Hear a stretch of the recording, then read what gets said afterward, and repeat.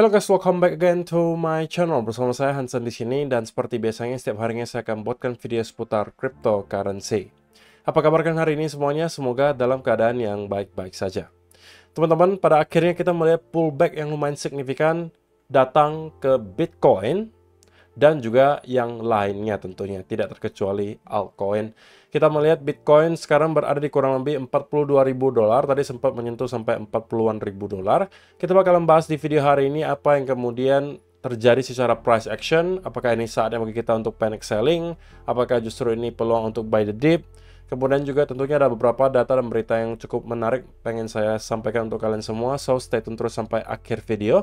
Sekarang kita bakalan mulai dari CoinMarketCap terlebih dahulu. Per hari ini secara global market cap kripto berada di angka 1,58 triliun dolar atau turun sekitar 3,92%. Nah, di top 10 coin sendiri kita melihat keadaannya rata-rata merah, yang hijau itu satu-satunya cuman Avalanche.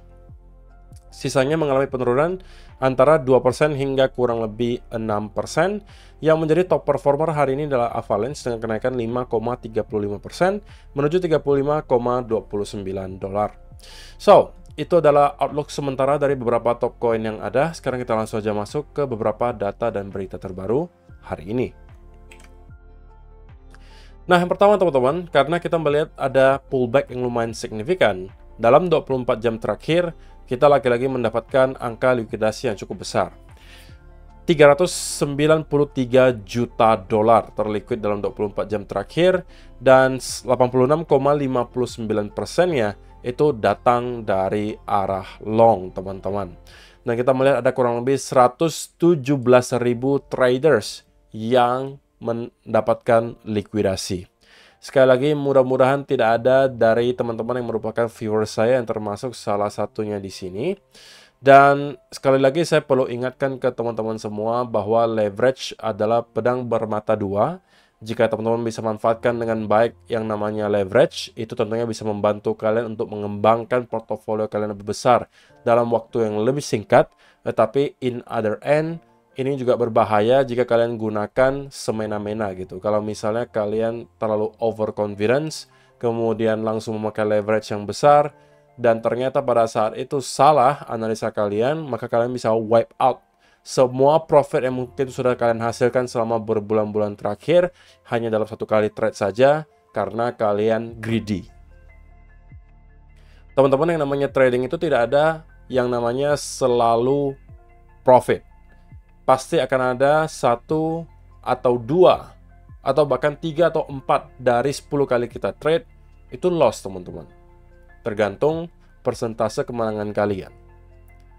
Jadi, namanya trading pasti ada yang profit, pasti ada yang loss. Nah, kalau misalnya kalian mendapatkan win streak gitu ya, profit, kalian harusnya expect bahwa dalam waktu dekat harusnya akan ada trade yang loss, teman-teman.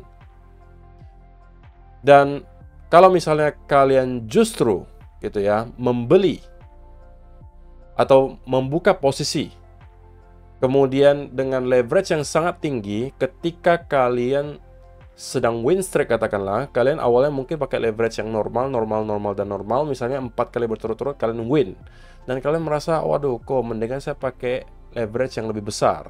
Kenapa? Karena bisa cuannya lebih besar. Toh saya 4 kali terakhir prediksi saya selalu benar kok. Nah, itu yang berbahaya sekali lagi. Karena kalau itu yang kalian terapkan, bisa saja kalian menang berturut-turut katakanlah 6 kali, 7 kali. Semua profit, semua. Trading kalian semua profit. Tapi karena kalian kemudian greedy, dan kalian menggunakan leverage yang sangat besar di trade yang ke-8 atau trade yang ke-9, itu bisa menghapus semua profit yang sudah kalian kumpulkan selama 7 trade terakhir yang profit semua itu. Jadi coba kalian pikirkan kembali apa yang baru saja saya sampaikan. Apakah kalian terapkan hal tersebut? Kalau memang iya, please diubah teman-teman. Oke, kalian harus tetap disiplin. Trading itu adalah maraton, bukan sprinting. Kalau maraton itu kita harus menjaga stamina kita sampai berkilo-kilometer. Artinya apa? Kita harus slow and steady gitu. Jangan sampai kalian habiskan stamina kalian di awal. Beda cerita kalau sprinting gitu. Kita sedang maraton. Jadi slow and steady gitu. Kalau misalnya kalian pun mau naikkan leverage-nya, terapkan slow and steady. Artinya naiknya pelan-pelan gitu teman-teman. Kalau misalnya sekarang leverage-nya pakai 20 kali, mau jadi 30 kali, terserah. Tapi itu adalah intinya teman-teman. Bahwa kalian jangan sampai menggunakan leverage yang terlalu besar secara tiba-tiba. Kalaupun mau dinaikin, bertahap. Begitu ya. Jadi itu adalah hal pertama yang pengen saya sampaikan untuk kalian. Yang kedua, untuk spot Bitcoin ETF. SEC just posted this investor alert on crypto asset securities. Jadi di Twitter kita melihat SEC kembali mengingatkan investment in crypto asset securities can be exceptionally risky and are often volatile. Learn more in our investor alert. Jadi ada peringatan lah intinya dari SEC bagi para investor ketika menyentuh yang namanya crypto aset itu harus hati-hati karena volatilitasnya tinggi. Intinya seperti itu. Tapi menurut sebagian orang ini adalah pertanda yang baik. Kenapa? Karena katanya SEC kemarin juga melakukan hal yang sama, memberikan peringatan juga yang kurang lebih sama ketika menjelang approval dari Bitcoin Future ETF. Jadi, apakah ini berarti spot Bitcoin ETF juga akan segera di-approve? Who knows? Tapi kita berpotensi gitu ya teman-teman untuk mendapatkan approval-nya itu di bulan Januari. Persentasenya paling besar di situ. Tapi kalau sebelum itu bisa di-approve, tentunya jauh lebih baik lagi. Gitu ya. Karena sekarang kita toh udah di tanggal belasan Desember, kurang lebih 1 bulan lagi. 1 bulan lagi kita bakalan melihat keputusan dari SEC untuk final deadline dari salah satu aplikan spot Bitcoin ETF. Begitu ya. Jadi itu adalah beberapa data dan berita hari ini yang pengen saya sampaikan untuk kalian. Sekarang kita masuk ke chartnya Bitcoin dan saya pengen mulai dari daily chart, teman-teman. Saya yakin pasti ada sebagian besar dari teman-teman yang kemudian panik pagi hari ini ketika melihat chart Bitcoin seperti ini. Apa yang terjadi kok? Gitu kan? Apakah kita harus jualan sekarang? Bitcoin apakah akan crash lagi kok ke angka 20.000, ke 12.000? Pasti ada aja yang kayak gitu. Dan saya perlu ingatkan teman-teman, bahwa yang namanya bull market itu bukan berarti kita naik terus-menerus tanpa ada pullback. Dan kalau kalian sudah berpengalaman, investasi maupun trading, harusnya kalian sudah paham akan hal itu. Kalau saya pribadi beropini, hal yang kita lihat di sini justru adalah sebuah hal yang sehat. Karena kita tahu bahwa Bitcoin sudah mengalami kenaikan yang luar biasa kencang dari sini tanpa ada pullback yang terlalu signifikan. Kita bisa katakan ini sebagai pullback pun, tapi ini tidak signifikan teman-teman. Karena kita constantly membuat higher high dan higher low. Oke? Dan ini adalah pullback pertama yang signifikan menurut saya. Dan itu adalah sebuah hal yang wajar terjadi. Kenapa saya bisa sampaikan seperti itu? Nah, kita ambil aja bukti historisnya gitu teman-teman. Katakanlah cycle terakhir di sini. Ketika kita masuk ke fase awal bull market di sini, kita mendapatkan rally pertama, rally kedua, dan kalian bisa lihat pullback-nya di sini berapa secara persentase. 26% teman-teman. 26%. Pullback-nya lagi di sini berapa persen? Kurang lebih 18%. Oke, kita scroll lagi. Ketika kita menjelang ke all time high baru di sini, berapa kali pullback signifikan yang kita lihat? Pertama di sini, secara persentase berapa? 20%. Di pertengahan jalan masih akan ada, kurang lebih 10%. Naik lagi sedikit akan ada pullback lagi berapa? Kurang lebih 16%. Naik lagi sedikit akan ada pullback lagi. Berapa pullbacknya di sini? Kurang lebih 12%. Naik lagi sedikit akan ada pullback lagi. Di sini pullbacknya berapa? Kurang lebih 10%. Oke? Naik lagi di sini, kita akan ada pullback lagi. Ini pullback yang sangat signifikan. Kurang lebih berapa? 30%. Dan kita berada di bull market, teman-teman ini. Tapi di pertengahan jalan selalu akan ada koreksi semacam itu terjadi. Dan kalau kita ukur secara persentase di sini, katakanlah kita ukur sampai ke angka kurang lebih 40.600 tadi. Itu hanya 8,9%, teman-teman. Oke? Dan kalian sudah harus panikkan semuanya. Kalau misalnya itu yang terus kalian lakukan, teman-teman, kalau misalnya kalian selalu panikan setiap kali ada pullback seperti ini terjadi, kemungkinan besar, menurut saya kalian tidak akan mampu bertahan sampai all-time high yang baru. Ataupun kalau sampai all-time high yang baru, kalian kayaknya udah nggak tahan banget pengen jualan gitu loh. Karena pasti akan ada pullback yang lebih signifikan dari ini. Kita melihat rata-rata tadi, di cycle sebelumnya, pullback-nya itu kurang lebih belasan, anggap 15-25%. Itu adalah range-nya, teman-teman. Jadi, kalaupun kita melihat Bitcoin drop dari sini hingga ke kurang lebih area berapa? 33.000, itu masih ada sesuatu yang wajar. Itu juga 25% drop-nya di sini. Walaupun untuk sementara saya tidak expect drop-nya bakalan sejauh itu. Tapi drop kurang lebih 15%, saya rasa itu make sense untuk kita lihat. Kembali ke area 37, 38, tidak masalah bagi saya. Karena saya sudah sekali lagi, teman-teman, merencanakan ini dari awal. Bahwa memang saya pengen hold Bitcoin di spot back saya untuk long term. Bukan untuk ditradingkan. Itulah kenapa juga ada tujuannya saya membuat akun yang di-separate, yang dipisah untuk khusus saya trading. Tapi kalau untuk spot, ya saya tenang-tenang aja, teman-teman. Ini adalah pullback yang wajar terjadi. Dan sekarang kita sedang berada di area major support. Kita tahu area 40 sampai 42.000 itu adalah major support. Justru kalau kita lihat dari perspektif positifnya, ini adalah peluang baru untuk teman-teman yang dari kemarin belum sempat masuk. Kan mungkin masih ada yang di sideline dan mengatakan, kok saya tunggu pullback aja deh, kok saya kemarin nggak sempat masuk. Nah, ini pullback yang udah dikasih.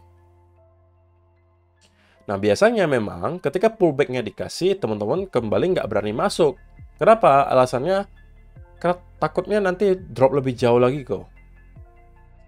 Ya, memang benar ada persentase bahwa hal tersebut akan terjadi. Tetapi kalau kalian selalu takut untuk masuk ke market, kalian nggak bakalan kemana-mana. Lagi naik, kalian nggak berani masuk, katanya udah terlalu tinggi kok. Nggak mau masuk sekarang deh, tunggu aja pullback-nya. Ketika dikasih pullback-nya, alasannya apa? Waduh, kok saya ngeri nih kok ngelihat harganya seperti ini tiba-tiba drop dalam. Takutnya kalau saya masuk di sini bakalan jatuh lebih dalam. Mending saya tunggu aja dulu kok. Kalau misalnya kalian punya mindset seperti itu, lalu kapan masuk ke marketnya? Pertanyaan saya. Nah, ini sekarang kalian dikasih pullback dan jelas-jelas ini adalah area major support gitu ya. Nah, kalau misalnya kalian mau mencari peluang untuk swing trade, nah inilah areanya, teman-teman. Saya tidak mengatakan bahwa pasti atau garansi Bitcoin akan mampu bertahan dan kemudian rebound dari sini. Tidak ada garansi, teman-teman. Tetapi secara teori gitu ya, ketika kita kembali ke area major support, kita bisa expect akan ada buyers yang menunggu di sana. Nah, itu baru tahap pertama, tapi kita tahu bahwa kita sekarang berada di area major support. So, akan lebih make sense untuk mencari peluang untuk long daripada short. Betul? Nah, step keduanya, sekali lagi ini selalu berulang ya. Kita perlu yang namanya setup, teman-teman. Nah, setupnya bisa berbagai macam. Teman-teman bisa menunggu apakah ada semacam reversal pattern di sekitaran area di sini. Katakanlah ada falling wedge, misalnya. Atau di area low di sini ada double bottom, ada inverse head and shoulder, ada triple bottom. Manapun itu yang menunjukkan bahwa kita akan kembali reverse ke atas, bagi saya akan cukup worth it untuk diambil, teman-teman. Karena sekarang kita berada di area major support. Kalau di video kemarin saya sudah sampaikan bahwa area yang wajib dipertahankan oleh Bitcoin adalah 43.400 di sini. Oke. Dan kita tidak berhasil untuk maintain area tersebut. Sehingga saya sampaikan kalau ini sampai kita jebol, maka minimal kita akan nyampe ke area 42.000 yang kalau kita jebol juga kita bisa kembali ke area 42 sampai 41.000 dolar. So ini bukan sebuah senario yang extraordinary. Kita udah pernah bahas senario ini beberapa hari yang lalu. Lalu kenapa teman-teman harus shock dengan yang kita lihat hari ini? Ya walaupun oke lah kalau kalian katakan, tapi ini sell off-nya kenceng banget, kok ngeri banget gitu kan. Wajar. Saya tahu pasti akan ada ketakutan gitu ya. Tetapi ini kita harus tahu sedikit banyak dibantu yang namanya long squeeze. Bahwa orang banyak sekali menggunakan leverage untuk long di sekitaran area di sini dan sekarang sedang dicuci teman-teman leverage-nya. Nah, kemungkinan kita akan bertahan selama beberapa hari ke depan di sekitaran area range di sini. Nah, jika itu yang kita lihat dan kita melihat ada start pelemahan momentum bearish terjadi di sini dan kemudian ada reversal pattern, ini lagi-lagi adalah peluang bagi teman-teman untuk mencari setup untuk long. Invalidasinya apa? Invalidasinya adalah jika kita bisa melihat 4-hour candle closing di bawah angka $40.000, teman-teman, maka saya tidak menyarankan teman-teman untuk kembali masuk ke arah long. Oke, karena kalau itu yang terjadi, berarti kita sekarang sudah kembali jebol di bawah area major support. Sesimpel itu. Oke, dan bisa kita kembali menunggu di area support berikutnya yang kemungkinan akan berada di trendline ini. Kalau misalnya ini tidak mampu bertahan dan tidak dikasih setup sama sekali, maka next target kita akan nyampe ke sekitaran area di sini dan ini mungkin bisa menjadi area support berikutnya. Tetapi ini kemungkinan akan short term karena kita akan kembali nge-retest ke area 40.000 yang berarti kita akan flip lagi menjadi resistance. Jadi ini adalah short term trade gitu ya untuk rebound ke atas. Nah, barulah kalau kita kembali mampu untuk jebol di atas area 42.000 dan start untuk kembali konsolidasi, kita bisa membentuk cup and handle pattern dan ini akan menjadi peluang berikutnya untuk teman-teman yang pengen mencoba untuk swing trade long. Begitu ya. Jadi penjelasannya cukup jelas ya teman-teman. Kesimpulannya untuk beberapa hari ke depan, saya expect atau minimal 1-2 hari ke depan, saya expect kita akan bermain di sekitaran area 42 sampai 40.000 dolar. Karena juga kenapa saya expect ini kemungkinan bisa aja tidak bertahan lama area ini.